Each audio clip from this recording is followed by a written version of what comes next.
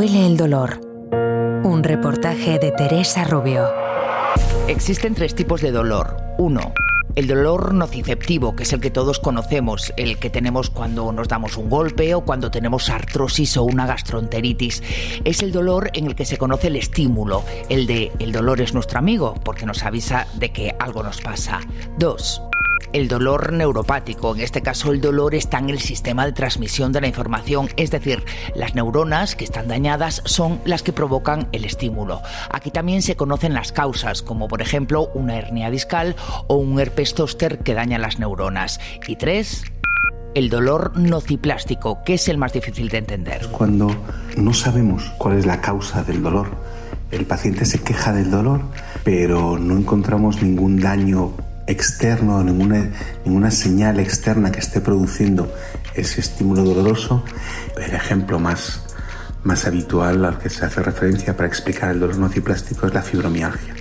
Las pacientes con fibromialgia tienen dolor, sufren dolor, pero no somos capaces de explicar cuál es la causa de ese dolor. Carlos Goicoechea es el vicepresidente de la Sociedad Española del Dolor. María Madariaga es la presidenta. ¿Me preguntas cuánto dolor hay en España?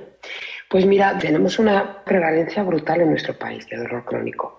Lo sabemos porque recientemente se han publicado datos del barómetro del dolor, en el cual deja clara que casi el 26%, un 25,9% de la población refiere tener dolor en una o varias localizaciones de más de 3 meses de evolución.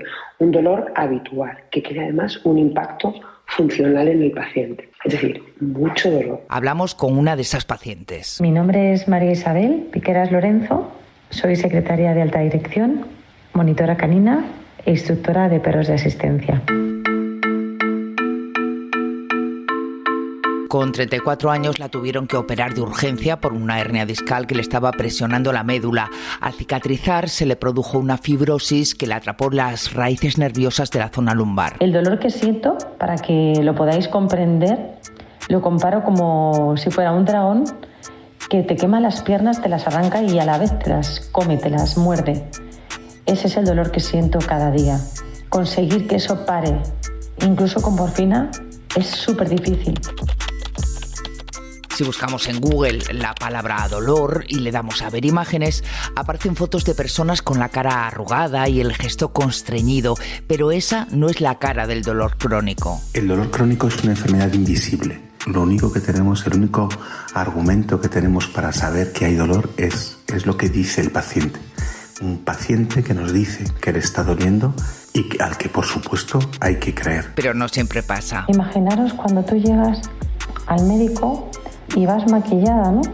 Y entonces, si tú vas mona, directamente no te creen. Porque no estás demacrada, ni hundida, ni llorando como cuando tienes una crisis. Puedo perder el conocimiento cuando tengo una crisis así. No es que de repente vaya por la calle y diga, oh, tengo una crisis y me caiga redonda. No. Yo tengo dolor, el dolor va aumentando. Evidentemente yo ya, desde que empieza el dolor, ya estoy tumbada y estando tumbada puedo perder el conocimiento del dolor tan fuerte que tengo. El dolor crónico es un muro que te separa del resto. Porque muchas veces no puedo salir a pasear, porque cuando salgo a lo mejor cuento 3 farolas y me tengo que volver, porque luego son otras 3 de vuelta y tengo que contabilizar las que camino. Y claro, ¿quién queda contigo cuando tú cuentas farolas? El mundo se separa de estos pacientes y ellos, nos ha contado el psiquiatra experto en dolor Martín Vargas, se separan del mundo. Uno de los problemas del dolor crónico es que te secuestra. El dolor crónico, el cuerpo se vuelve avaricioso, las señales corporales están continuamente presentes y la persona deja de vincularse con su entorno. Está como secuestrado en un cuerpo doliente. Y el dolor se empieza a combinar con síntomas de tristeza y depresión. Y se potencian mutuamente, es decir, cuando una persona tiene dolor crónico se incrementan los síntomas depresivos, cuando una persona tiene depresión se incrementa la experiencia del dolor. El dolor es un contenido de la mente, es una experiencia muy compleja, tanto que te puede doler una pierna aunque no la tengas. Se define como dolor de miembro fantasma. A lo mejor le han amputado la pierna por la rodilla y la persona percibe perfectamente el pie, incluso hay personas que dicen me está picando el dedo gordo del pie, entonces tiene experiencias sensoperceptivas del pie que ya no tiene. Y claro, y esas experiencias con frecuencia son dolorosas. ¿Cuál es la clave del dolor de miembro fantasma? Que la sensación de tacto, de la postura de las articulaciones, etcétera, aunque nosotros nos da la impresión de que está pues en el pie o en la mano, realmente donde está es en la corteza cerebral.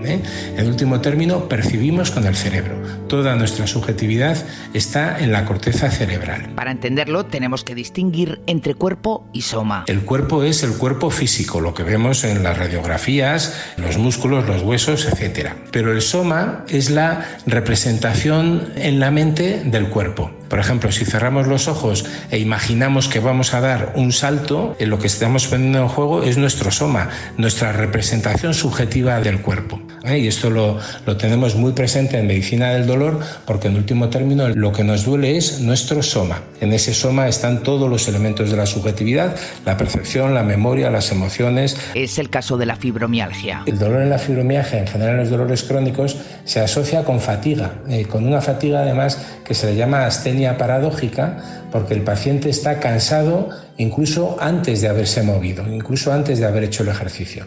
¿Por qué? Porque ese cansancio está representado en el soma. El enfermo se ve incapaz de hacer movimientos, está desalentado. Tan raro, ¿verdad? Tan difícil de entender, que hay médicos que, como no pueden medir ese dolor, no se lo creen. Lo que sería realmente definitivo sería encontrar ese marcador del dolor, esa señal independiente de lo que el paciente nos transmite, que nos permitiera asegurar, ¿ves? Ahí está el dolor. Y así callar muchas bocas y reconocer que cuando un paciente dice que tiene dolor, realmente es porque le duele.